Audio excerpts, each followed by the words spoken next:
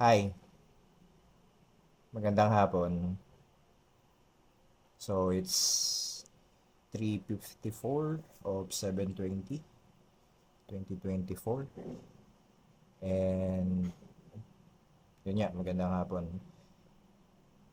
So sobrang saya ko lang kasi nasa Spotify na yung ginagawa kong or pwede na ako mag-upload sa Spotify na nito, ng podcast na to. Kaya please follow me on Spotify. Ayan. Ngayon lang, gusto ko lang mag-share ng kaunting bagay. And and this podcast would talk about uh, how to survive Manila. Ayan. Ayan po yung title. And siguro little background lang na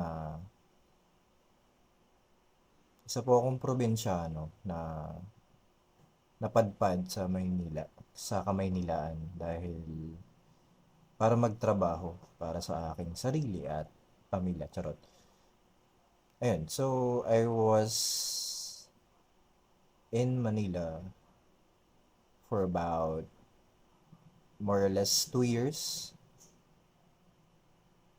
That was October or September of 2022 until recently, 2024. So, yun. Nagtrabaho ko bilang call center agent or customer service representative. And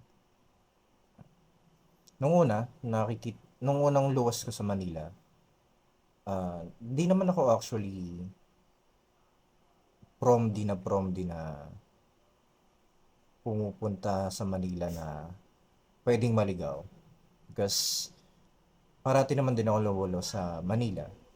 Pero ano lang, luwas lang talaga for siguro gimmick and gala, mga ganun. And ayun, ah, ah, until na mag-decide ako magtrabaho sa Manila. And nung una, nakikitira pa ako sa mga lola ko sa father side. Sa QC yun. And ano lang, medyo mahirap mag-travel dun sa part na yun kasi sa ano yun sa Fairview, tapos subdivision, tapos dulo pa ng subdivision, kaya medyo costly mag mag-commute kasi magta-trike ka pa, tapos bus, MRT, ganyan. And ayun lang, siguro ang pinakamahirap talaga sa Manila is commute. Kasi nga, lalo na kung malayo talaga yung pupuntahan mo. And siguro, ang makikwento ko is about paano ko nakasurvive sa Manila. And ayun nga, so sa QC ako nung una, for about siguro weeks lang, habang inaasikaso ko yung ano ko, yung mga requirements ko, like pag-ibig, SSS, mga ganyan. And I was like, siguro ang haba na naman ng pila. Well, actually, yes. Pero, not to... Because ang expected ko, abot ako ng maghapon para sa isang requirements. But, no. Medyo maayos naman pala sa Manila pagdating sa mga ganong bagay. And, excuse me. And, ayun, may mga pagkakataon na kasi pag nasa Manila, kailangan mo lang talaga is matanong ka at di ka mahihiya magtanong kahit kanino. Lalo na kung may inasikaso ko nga. Like, saan po pupunta sa ganito? Saan po pupunta pag kailangan ng ganito? Mga ganyan. And yun, makaka-survive ko or magagawa mo yung kailangan mong gawin pag, mat, pag marunong ka magtanong. And naalala ko nung one time, may pinuntahan ako para sa isang document. ito yung napo-post dati na may mga harang sa'yo eh, na isang agent kuno na magbibigay daw sa'yo ng trabaho. And I was like, well, alam kong budol siya, pero na-curious lang ako kung anong mangyayari. And so this happened na pinipilit ako, apply ka po dito, mga ganyan, wala ka pong babayaran. Okay, okay. Sama ako, sige, saglit lang naman daw, mga ganyan. And may pinasok kaming mall and office sa mall na yun. Ulit na office. And may pinilapan lang ako na name, address, mga ganyan, phone number. And I was like, okay, ganito lang gagawin. And then, may kumausap sa akin na ah, may mag may mag-email daw sa akin, may tatawag daw sa akin for referral or ah, parang interview, mga ganyan. And pinirmahan ko yun. Tapos, sinisingil ako ng 150. And I was like, oh, ito na yun. Para daw sa mga referral and basta nakalimutan ko para sa yung 150 na yun. And I was like, wala pa akong pera eh. Sabi ko na lang, wala pa akong pera, pamasahin na lang po pa uwi. Ganyan. Tapos, sabi nung babae, kahit kahit magkano, basta ano, para matawagan ka lang, mga ganyan. Wala po talaga, barya na lang po eh. Sige, yung barya naman na lang. Tapos, binigyan ko ng dos. And tapos, wala, sobrang nakakatawa lang yung experience na yun. Doon, medyo may kaba kasi nga, na-experience mo yung budol na yun eh. Nandun ka sa part or na-experience mo yung mga ganong budol. Pero, alam ko kasing budol siya, kaya parang inutakan ko na lang. Pero binigyan ko pa rin ng dos. Siguro para sa experience, bayad ko na lang sa experience. Eh, yun lang. Tapos, nagawa ko naman yung mga requirements. And this was for certain company na tatago ko na lang sa pangalan na Adventure. BPO company siya. And natanggap na ako eh. And iniintay ko na lang yung ah, hiring. Hindi. Iniintay ko na lang yung hiring date. Yung parang first day ko sa company. Nagawa ko na yung medical and all, bangko, ganyan. Tapos, basta everything. Papasok na lang ako actually. Tapos, minove ako ng minove hanggang sa wala na akong mabalitaan. Tapos, nag-apply ako or may nakita akong post. This is EXL. And EXL is my first BPO company na sobrang tinetreasure ko kasi sobrang dami kong experience sa company na yon. Sobrang dami kong nakilalang mga tao, people that I truly treasure, I truly love kahit wala na ako sa company na yon. And ayun, hanggang hanggang sa ano nga, hanggang sa matanggap ako sa EXL and my first day was October 3 ng 2022 and sa Pasay yun mo and nasa QC ako, so naisip ko, oh my goodness, sobrang layo.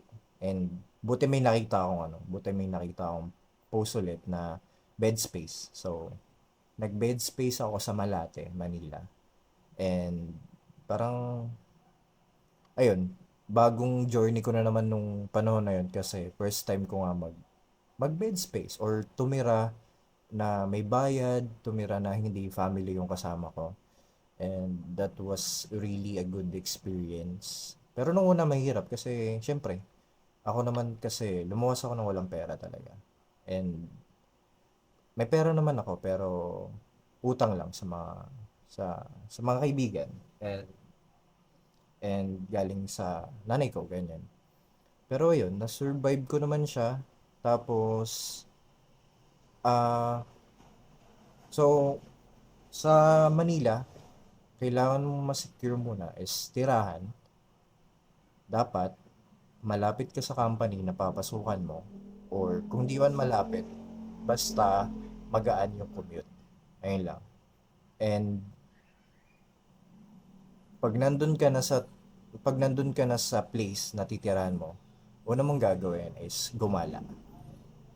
Like, hindi gumala na ano, panglakwatsa. As in, gumala ka to look for food or tindahan or kainan para alam mo kung saan ka kakain na mas mura, para magka-canvas ka lang kung saan masarap kumain or saan mas mura kumain. Hindi yung kasi yung sa Malate naman, ang una kong kinakainan doon dati sa Uncle John's. Binuhay ako ng Uncle John's noon. Tapos, merong mga karinderya or mga tapsihan doon na bumuhay din sa akin. And Pares sa ilalim ng MRT. Yan. Tapos, pag okay na yung tirahan mo, pag nakita mo na rin yung mga pwede mong kainan, okay ka na eh. Tapos, basta sa Malati naman kasi, ang makikita mo doon is puro Sangyup kasi yung place ko, parang Korean town siya. And puro bar, well, Malate. And Sangyup nga. Pero I never tried to go both, Sangyup and bar. Kasi wala, hindi ko naman talaga trip mag-Sangyup mag-isa. And lalo na mas hindi ko mag-trip mag-bar. Kahit mag-isa or may kasama. And basta secured na yung bahay ko, saan ako kakain, okay na. And commute na lang. So, nung nasa Malati ako, way of or ang pagko-commute ko nun ay maglalakad lang ako ng konti sa MRT, that was Quirino Station. Then, bababa ako sa EDSA Rotonda or Taft Avenue. Tapos magji-jeep na lang ako papuntang MOA. So, madali lang. Siguro, abot lang ng 30 minutes kasi sa, sa shift ko naman kasi sa BPO or sa EXL is graveyard graveyard shift. Tapos, hindi ako inaabutan ng rush hour. Kaya madali lang. Kaya hindi ko pa na-experience masyado ang rush hour sa Manila kasi nga graveyard shift ako.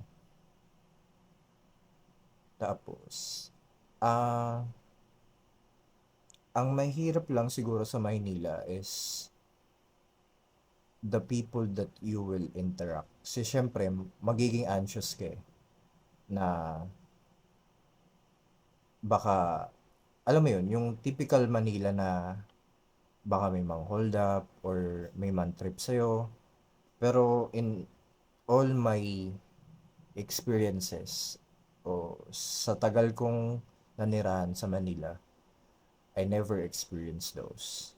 Siguro yung budol lang, that was one. Pero kasalanan ko naman din kasi alam kong budol, nagpabudol ako ng dos. And ayun lang. And I am glad na may mga tao pa rin na stranger sa Manila na makakasalamuha mo na okay naman. And no sa Malate may ano ko dun eh. May kaibigan ako na gay siya, tapos homeless. And parang nung una, parang bumabati lang siya, ganyan. Tapos may manglilimos sa'yo. And then, wala na, hanggang sa lagi mo siyang nakikita kasi syempre umuwi ako. Tapos, parang lagi ka na nga niya nakikita, so kilala ka na niya. Tapos, binibigyan mo pa ng limos. Minsan, nangihingi pa sa akin ng pangyosi. And, ayun, nakakatuwa lang kasi kahit may mga ganun tao, mabait pa rin sila. And, kahit yung mga tindera ng yosi, ng pagkain, nakikilala ka na rin kasi lagi ka rin nandoon na, na okay naman, na parang they were helping you at some ways just to feel like home. Parang ganun yung setup eh. Parang yung kabaitan nila, parang mag-extend sa'yo na parang hindi ka others dito sa Manila. Parang ganun. And I am really glad na okay ako makisalamuha din sa ibang tao kasi nga kung suplado or I'm very anxious to those people, parang hindi ko sila hinayaan na maging mabait sa akin. So, ayun lang.